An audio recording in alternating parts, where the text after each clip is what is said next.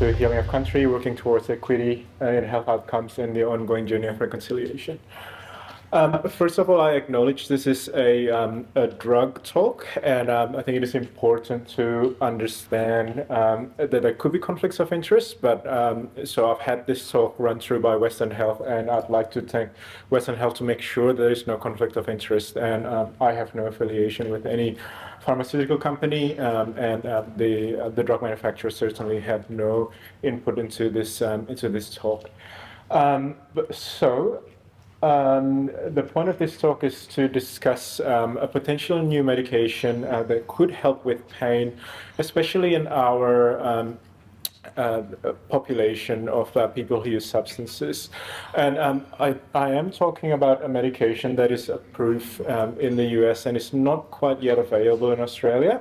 But there could be some instances where this could be made available, especially if your health service has funding for it or has the ability to import drugs from overseas. So first of all, I'd like to know if anyone is familiar with this dish. So this is the fugu fish. So the most adventurous amongst you might have had this before. And then, of course, all of us understand lignocaine, which is a local anesthetic. So Suzetrigine works by blocking the sodium channel. So this it's just like the fugu fish and the local anesthetic. It blocks the conduction of the nerves, hopefully to block pain. So if you think of like an electrical mains board, and the problem with pain is that the lights are too bright in the bedroom, and you only have access to the mains board. What can you do? So ideally, you can try to locate a breaker that switches off just the lights in the bedroom. Well, unfortunately, that doesn't exist at the moment. You can't do that. You can put on some sunglasses. So that's the equivalent of taking opioids or paracetamol or NSAIDs. You can try to turn the whole thing off, the main breaker. So eat the fugu fish, but then you might die. You can locate the breaker to the bedroom and switch it off. That's fantastic. That's how local anesthetic work. But unfortunately, you don't always have access to an anesthetist or a GP who can do local anesthetic, and it wears off. But what if there's a breaker on the mains board that can turn off just some of the lights in the house? And this is the main premise behind Suzetrigine. So it is a voltage-gated sodium channel blocker, 1.9. So as you can see there, J, well, that's 1.9. So the idea is that it can turn off some of the neurons that conducts pain. But this is in theory, but you can see that 1.9 also is present in the eyes, is present in your heart muscles, it's present in a bunch of other things as well. Okay? So just a bit of a detour. Do you guys recognize this? This is from House MD. This is a man that has a Vicodin addiction. And the reason why I mention this is because a lot of the research data behind the efficacy of this drug has been compared to Vicodin. So, of course, we also don't have Vicodin in Australia. So Vicodin is a combination of paracetamol and hydrocodone. So this medication is quite effective in acute pain. So it's been compared to Vicodin in patients post-abdominoplasty and bunionectomy. So abdominoplasty is surgery of the abdominal wall, so not major surgeries. It's just a small surgery involving your abdominal wall.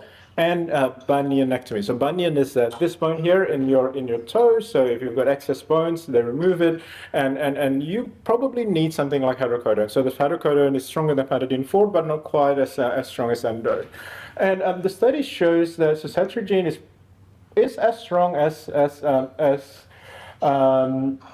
Vicodin, and it's definitely a lot stronger than patients who just receive ibuprofen and then placebo. So this is really, really good in acute pain. Not in patients who use substances, of course. This is normal patients, but it has really good efficacy. But in chronic pain, of course, it works. Almost anything works in chronic pain.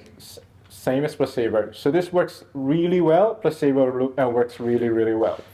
But it is not better than placebo. So the conclusion we can take for this is that this medication is not effective in chronic pain. But why is that? Because we know that chronic pain needs more than just pills. It is obviously a combination of physiological factors, cognitive behavior factors, and environment. And we do not have medication that works in chronic pain reliably. And we know this as a group that medicating chronic pain usually ends in tears. We have our group of patients who swear that opioid treats their chronic pain, but of course we also have hard data that opioid actually worsens the chronic pain. Unfortunately, even though this medication looks promising for treating neurological pain from nerve damage, it doesn't work for chronic pain at this stage anyway. In terms of side effects, the early data shows that it does not have serious side effects, but it does have a common interaction with medications that inhibits CYP3A, and I will explain this a bit better later. It has a significant it does matter for us because remember methadone also belongs to this medication group. And also remember my previous slides is that while this medication technically should only affect the nerves that conduct pain, it also the target receptors also present in the eyes, in the heart, and in several other organs. The addictive potential, we have data from animal studies and that it shouldn't cause addiction, but the evidence that we have are based on rat studies and animal studies, and we don't have a lot of human data in terms of addictive potential. Scientifically thinking, there shouldn't be a mechanism for this to cause addiction, but remember that a manufacturer claimed to say that the sodium channel is not expressed in the brain of human cord, therefore should not cause addiction. Well, neither do a lot of things that cause addiction. So addiction is a lot more complex than that, and we really do need real-world data to definitively say that this medication does not cause addiction. So let's talk about whether this medication can replace traditional opioid. The fact that this suzetrigine has no activity on the mu opioid receptor is actually fantastic news for us, especially in patients with opioid dependence. Just give you an example, I'm on call at the moment for Western Health, and a call I received last night, the patient's on Buvidal, so we've saturated their opioid receptor, and is in a pain crisis because the surgeon have just fixed a broken ankle, and the local anesthetic is wearing, what do you do? I mean, I can give her 100 milligram of endone, and that's not going to work very, very well. We've given her paracetamol and ibuprofen, and that's not going to cut it. What else can we do? Yeah, sure, we can give her ketamine, but what else? So something like suzetrigine, it would be fantastic because there is a different target for pain. But the danger, of course, is the same patient. Okay, perhaps their Buvidal is wearing off. We give them suzetrigine and forget about treating the opioid dependence. So remember that opioid withdrawal is also very, very painful. So it is effective in acute pain.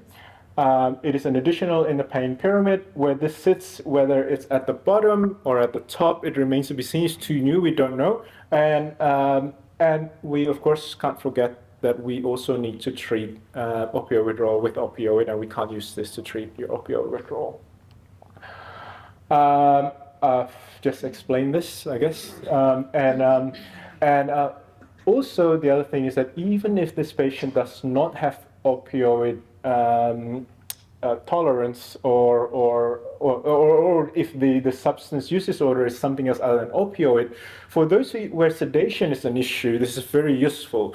Another example is someone who is either intoxicated with alcohol or withdrawing from methamphetamine, and you do not want to sedate the patient further, so therefore you want to avoid opioid medication.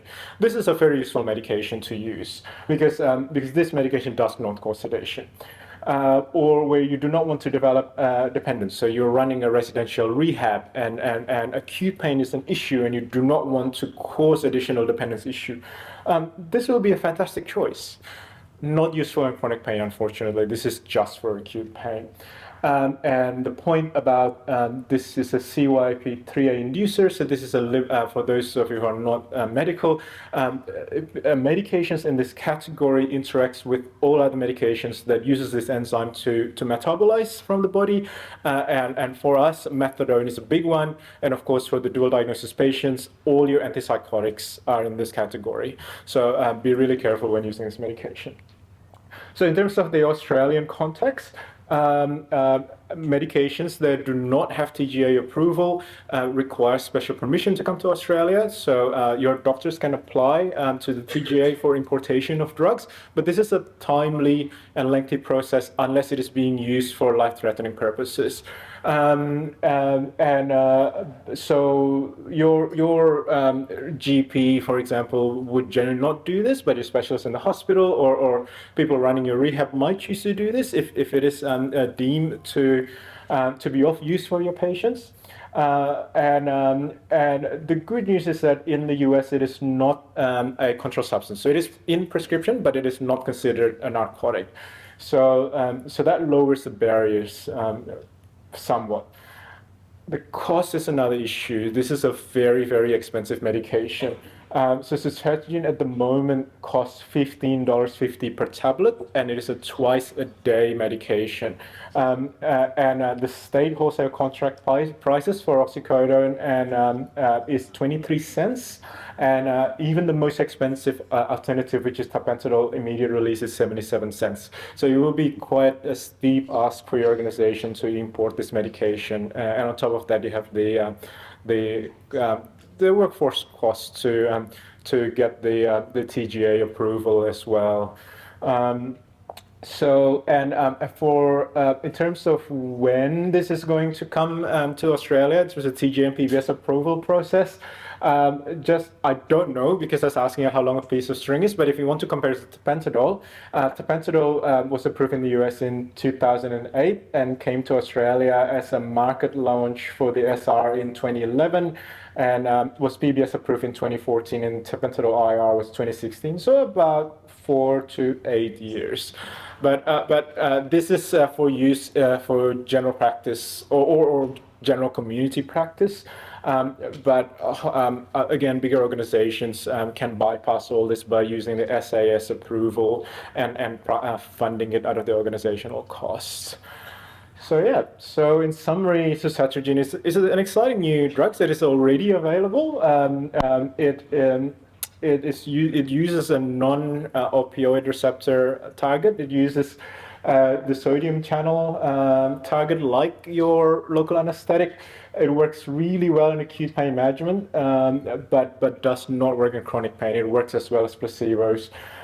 Because chronic pain is complex and medications is a very small part of chronic pain management. Does not use traditional opioid, but it is very useful in our patient population for acute pain management.